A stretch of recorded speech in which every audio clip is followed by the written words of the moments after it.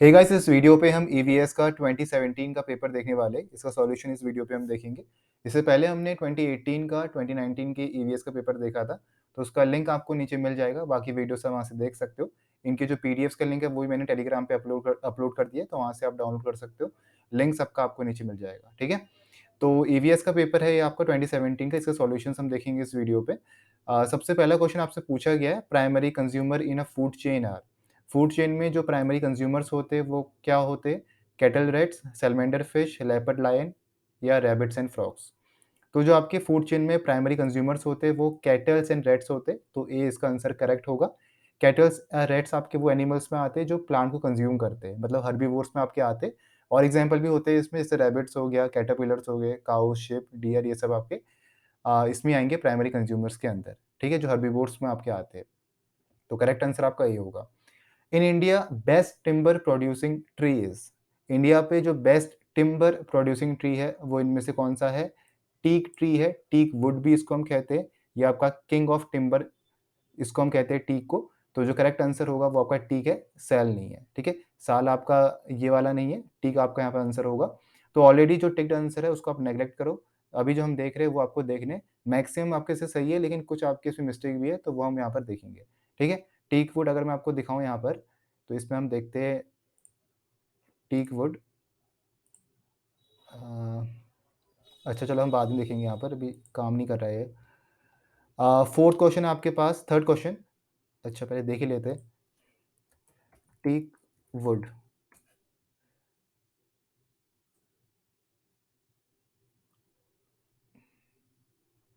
तो ये होता है आपका टीक वुड। टीक अगर हम ट्री देखें, टीक ट्री को अगर यहाँ पर हम देखें, तो ये है आपका टीक ट्री, ठीक है।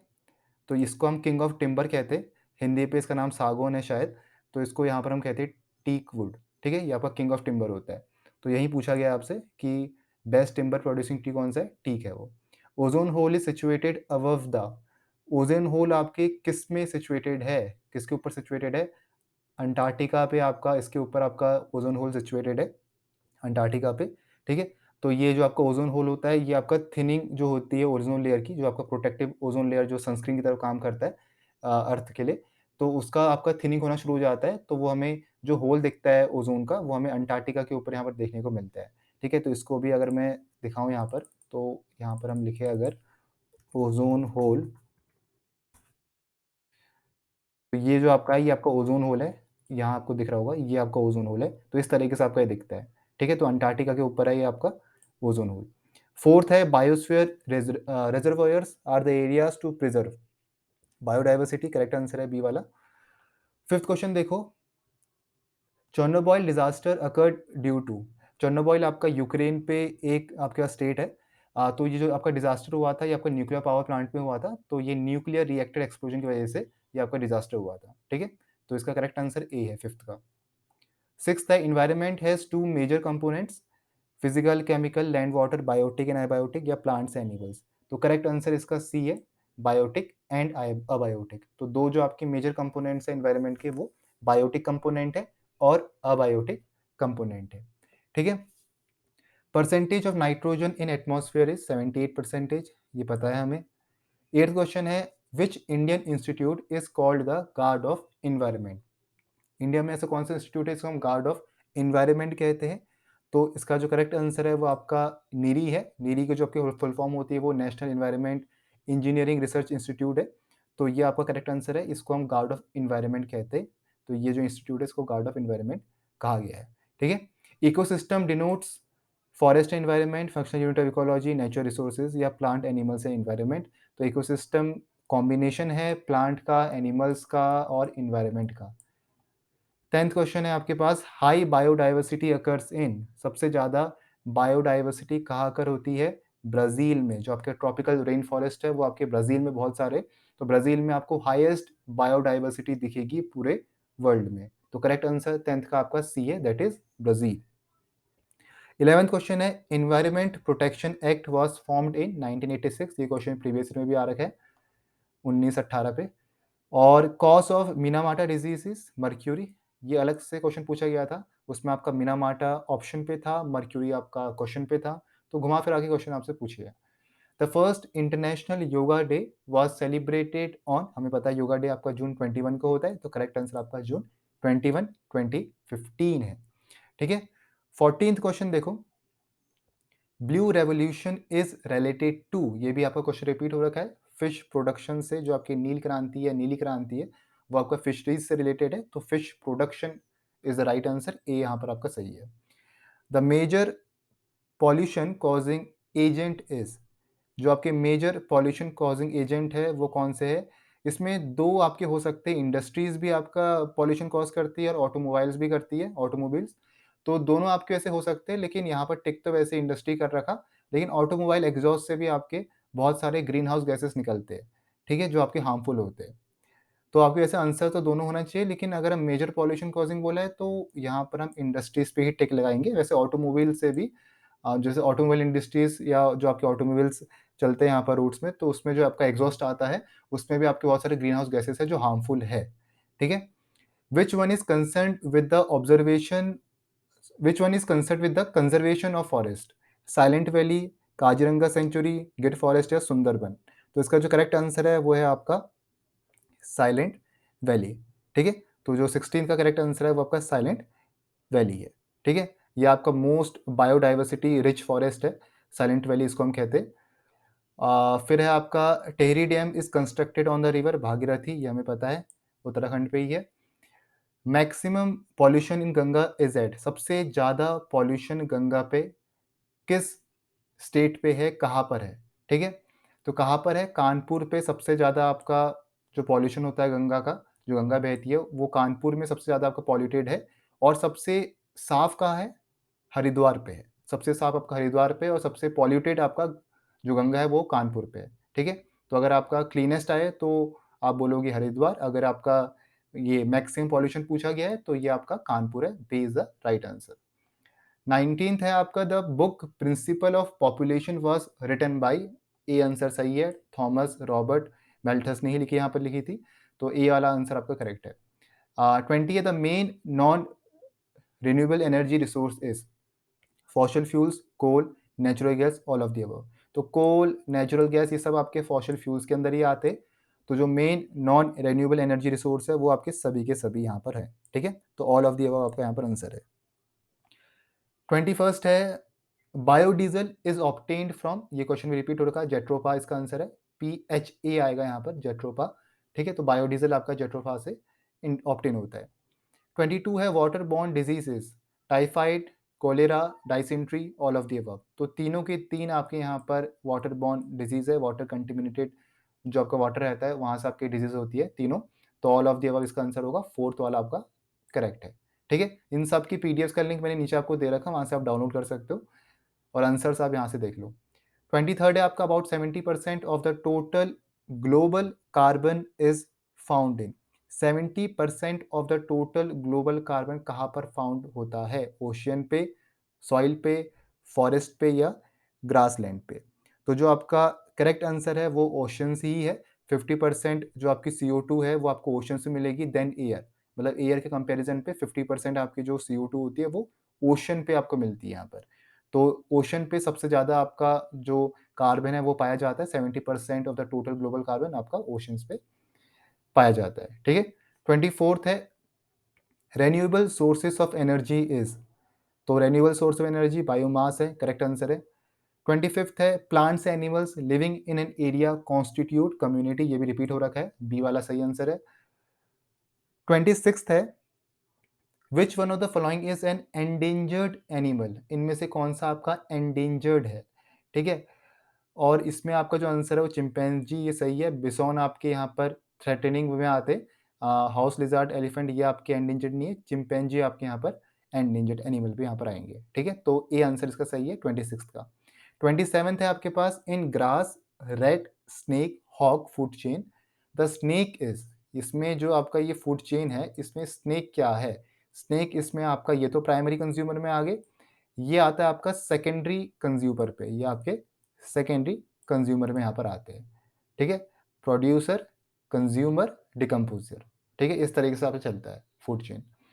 28th क्या है, the plant of interlink the rivers of India is known as, the plan होगा, प्लांट नहीं है, plan, the plan to interlink the rivers of India is known as the store plan. ये आपका यहाँ पर करेक्ट आंसर है B वाला, ये प्लांट नहीं है, प्लान है, ठीक है।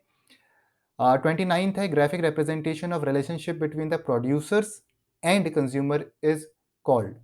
जो आपका ग्राफिकल रिप्रेजेंटेशन है प्रोड्यूसर्स और कंज्यूमर के बीच में जो रिलेशनशिप आपको दिखाता है उसको हम क्या कहते हैं, ट्रॉफिक लेवल्स। तो ये हमने इस फिगर से ऐसा देखा था कि ये जो आपके अलग अलग ट्रॉफिक लेवल्स होते हैं वो कुछ इस तरीके से होते हैं, ठीक है। तो ये आपके ट्रॉफिक लेवल्स यहाँ पर कहते हैं इसको, जो आपका ग्राफिकल रिप्रेजेंटेशन यहाँ पर होता है।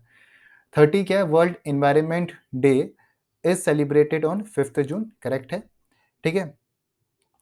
फिर क्या है, in the treatment of sewage before discharge which one of the flowing involves biological treatment.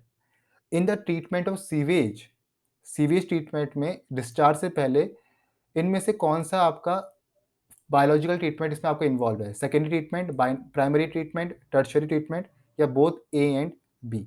इसका जो आपका करेक्ट आंसर है वो आपका 31st का ए है, सॉरी ये क्या नाम है, हाँ जी सेकेंडरी ट्रीटमेंट है ए वाला। तो इसमें अगर आप देखो तो इसमें आपका रिमूवल होता है डिजोल्व और कोलाइडल कंपाउंड जो होते हैं उनका रिमूवल होता है ऑक्सीडेशन की हेल्प से। इसमें आपके 3 स्टेप होते हैं सेकेंडरी ट्रीटमेंट में, एक आपका बायोफिल्ट्रेशन होता है, एरेशन होता है और ऑक्सीडेशन प्रोसेस होती है, ठीक है। तो इसका जो करेक्ट आंसर है वो आपका सेकेंडरी ट्रीटमेंट है ए वाला, ठीक है। 32 है आपका the major source of water pollution are, major source water pollution का इंडस्ट्रियल वेस्ट है, करेक्ट है। 33 है the most stable ecosystem is, इनमें से सबसे स्टेबल इकोसिस्टम कौन सा है, वो आपका है ओशियन, ग्रासलैंड नहीं है, ओशियन आपका सबसे स्टेबल इकोसिस्टम यहाँ पर है, ठीक है। दूसरे जो आपके टेरेस्ट्रियल इकोसिस्टम है वो चेंजेस होते हैं, उसमें सक्सेशन होते हैं बायोटिक कंपोनेंट्स में, लेकिन ओशन पे आपके as such longer period of time के लिए कोई सक्सेशन या उसके स्ट्रक्चर पे, फंक्शन पे वो आपके चेंज नहीं होते, वो अनचेंज रहते for a longer period of time, ठीक है। तो करेक्ट आंसर इसका ओशियन है 33 का, the most stable ecosystem is ocean. 34th है maximum permissible noise level for road traffic near residential area is, जो आपका मैक्सिमम परमिसिबल नॉइस लेवल होना चाहिए रेसिडेंशियल एरिया पे वो कितना होना चाहिए पूछा है। 4 ऑप्शन आपको यहाँ पर दे रखे हैं। इसमें देखो इसमें भी थोड़ा सा कंफ्यूजिंग वाला ये आपका एमसीक्यू है, क्योंकि अगर हम देखें रेसिडेंशियल एरिया पे जो आपका डेसिबल पे रहता है वो 55 और 45 रहता है, मतलब डे टाइम पे 55 होना चाहिए और नाइट टाइम में 45 डेसिबल के आसपास आपको यहाँ पर नॉइस लेवल होना चाहिए, लेकिन इसमें आपका ऑप्शन ऐसा कुछ दिया नहीं है। और अगर हम बात करें इंडस्ट्रियल एरियाज़ की, तो इंडस्ट्रियल एरियाज़ में 75 डीबी डे टाइम पे और 70 डीबी आपका नाइट टाइम पे होता है। ये आपका इंडस्ट्रियल एरियाज़ पे नॉइस लेवल का मैक्सिमम परमिसिबल लिमिट है। और कॉमर्शियल एरियाज़ पे क्या है 65 डीबी से 55 डीबी के बीच में, 65 डीबी डे टाइम पे, 55 डीबी नाइट टाइम पे, वो कॉमर्शियल एरिया पे है। और रेसिडेंशियल में क्या है 55 और 45 है। तो इसमें आपको कोई ऑप्शन यहाँ पर दे नहीं रखा है, लेकिन यहाँ पर अगर आप देखो तो आप करेक्ट लगा सकते हो 70 डीबी को, वैसे इसमें कोई ऐसा ऑप्शन आपको दे नहीं रखा है कि 55 या 45 होना चाहिए, लेकिन ऑप्शन गिवन नहीं है तो आप 70 डीबी में क्लिक कर यहाँ पर वो ये टिक करना, ठीक है। यही आपका यहाँ पर सही रहेगा, क्योंकि 85 जो होता है 85 आपका यहाँ पर इंडस्ट्रियल एरियाज के लिए होता है, रेसिडेंशियल एरियाज के लिए इतना नहीं होता है, रेसिडेंशियल एरियाज के लिए 55 या 45 यहाँ पर रहता है, ठीक है। तो करेक्ट आंसर इसका डी रहेगा। First national park developed in India is, सबसे पहला जो नेशनल पार्क है वो आपका कहाँ डेवलप हुआ था, तो मतलब पहला नेशनल पार्क इंडिया पे जो डेवलप हुआ था कौन सा है, वो जिम कॉर्बेट है, ये आपका उत्तराखंड पे ही है, रामनगर पे, ठीक है। 1936 पे ये आपका डेवलप हुआ था। 36 है आपका यहाँ पर red data book contains information about, red data book में किस टाइप की इंफॉर्मेशन है, एंडेंजर्ड प्लांट्स एंड एनिमल्स की इंफॉर्मेशन है, तो सी इसमें करेक्ट आंसर है। 37th है the highest number of species in nature is of, highest number of species nature में इंसेक्ट्स है, तो इसमें ए वाला आंसर आपका करेक्ट है। 38 है death while sleeping in closed room with burning coal furnace is due to, अगर फॉर एग्जांपल आप यहाँ पर अंगीठी जला रहे हो तो अगर आपके जो डोर्स है वो क्लोज्ड है तो आपके जो कोल से गैस निकल रही है, कोल आपका कार्बन है, तो एयर के प्रेजेंस पे आने पे आपका क्या होगा C+O2 कार्बन मोनोऑक्साइड आपकी रिलीज होती है, तो इसमें जो करेक्ट आंसर है वो आपका कार्बन मोनोऑक्साइड है। तो यही पूछा है कि जो डेथ अकर होती है while sleeping in a closed room जब हम कोल को बर्न करते, और कोल है क्या? कोल आपका कार्बन होता है, तो कार्बन के जब आप रिएक्शन करवाओगे किसके साथ? एयर के साथ, क्योंकि एटमॉस्फेयर में क्या एयर प्रेजेंट है, O2 के साथ कराओगे तो क्या मिलता है आपको? CO। आपको मिलेगा यहाँ पर carbon monoxide plus nascent oxygen. ठीक है, तो ये जो कार्बन मोनोऑक्साइड रिलीज हो रही है एटमॉस्फेयर पे, ये पॉइजनस है और इसी की वजह से आपका डेथ अकर होता है। ठीक है, तो करेक्ट आंसर क्या होगा? Carbon monoxide. Planting trees on public and common land is known as. Social forestry कहेंगे, एग्रो तो नहीं होगा, फार्म में भी नहीं होगा, ऑल ऑफ द अबव भी नहीं होगा, सोशल फॉरेस्ट्री आपका राइट आंसर है। जब हम कॉमन लैंड पे, पब्लिक प्लेसेस पे ट्रीज प्लांट कर रहे हैं पब्लिक लैंड पे, तो वो हम सोशल फॉरेस्ट्री के अंदर उसको हम काउंट करेंगे। ठीक। 40 क्या है? वन महोत्सव इज सेलिब्रेटेड एवरी ईयर। ये भी 18 वाले पेपर में आया था question, first week of July है आंसर। 1 जुलाई से 7 जुलाई के बीच में आपका वन महोत्सव होता है हर साल। Which activity of human does not affect environmental balance? इनमें से कौन सा आपका एक्टिविटी है ह्यूमन की जो इन्वायरमेंटल बैलेंस को अफेक्ट नहीं करता है? कौन सी एक्टिविटी है? ट्री प्लांटेशन, वो आपकी अफेक्ट नहीं करती है इन्वायरमेंटल बैलेंस को। 42 है most flood affected state of India. सबसे ज़्यादा फ्लड अफेक्टेड स्टेट कौन सा है इंडिया पे? वो है आपका बिहार। आसाम नहीं है, आसाम सेकंड नंबर पे आता है, सबसे पहले नंबर पे बिहार है। ठीक है, तो बिहार सबसे ज़्यादा फ्लड अफेक्टेड है, उसके बाद असम है, तो दूसरे नंबर पर आपका असम आता है। ठीक है, ज़्यादा डिफरेंस नहीं है। 43 है आपका झूमिंग इज रिलेटेड टू। झूमिंग जो कल्टीवेशन है, झूम कल्टीवेशन ट्राइबल लोग ज़्यादा करते हैं, तो झूम कल्टीवेशन आपका एग्रीकल्चर से रिलेटेड है। ठीक है, तो 43 का आपका बी आंसर है। 44 है which one of the following is not a tiger reserve of India. इनमें से कौन सा आपका टाइगर रिजर्व नहीं है इंडिया पे?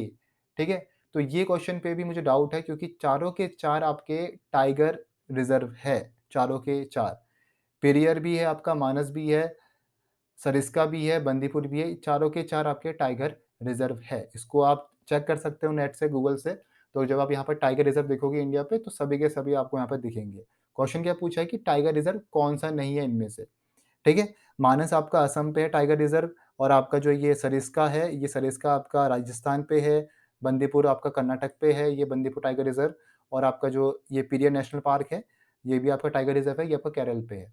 ठीक है, तो चारों के चारों से टाइगर रिजर्व है, तो इसको देखना पड़ेगा। इस क्वेश्चन में मुझे डाउट है, बाकी अगर आपको पता होगा मुझे कमेंट बता देना नीचे कि कौन सा इसमें टाइगर रिजर्व नहीं है। वैसे चारों के चार ही है, इसको मैंने देखा था टाइगर रिजर्व के कितने हैं इंडिया पे, उसमें आपके सभी के सभी ये चार के चार आए थे। ठीक है, अच्छा नीचे क्या है? 45th related with save Narmada agitation is.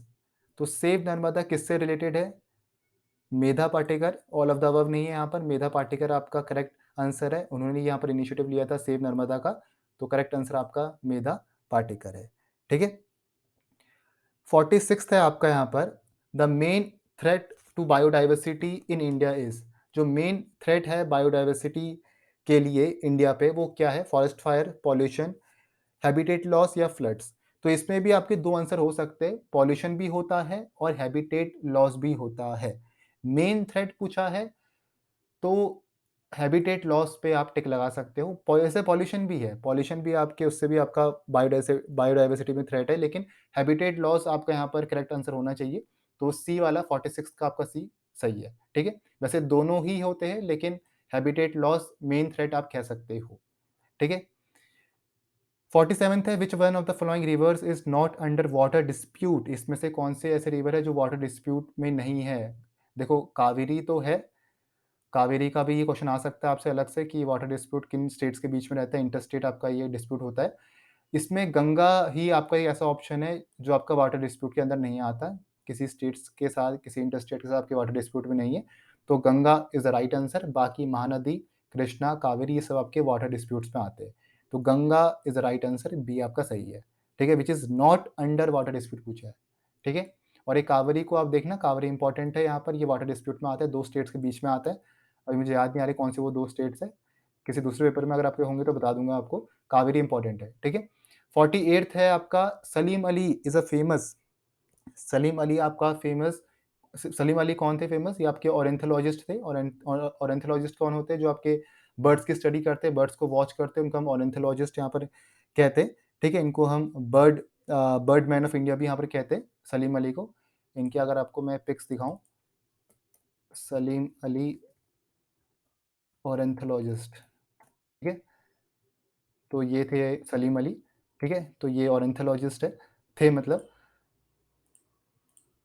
तो इसका जो आंसर होगा वो आपका ऑरेंथोलॉजिस्ट होगा। Salim Ali is a famous ornithologist, ठीक है? ऑर्निथोलॉजिस्ट क्या होता है, ऐसा भी पूछा जा सकता है। तो जो बर्ड्स को वॉच करते हैं, बर्ड्स की जो स्टडी करते हैं, वो आपके ऑर्निथोलॉजिस्ट होते हैं। 49th है आपका, इसको आप ऐसे ही देख लो। Western Ghats are very rich in endemic species of. जो आपके वेस्टर्न घाट्स है, वो आपके कौन सी ऐसी एंडेमिक स्पीसीज है जिसके लिए वो रिच है?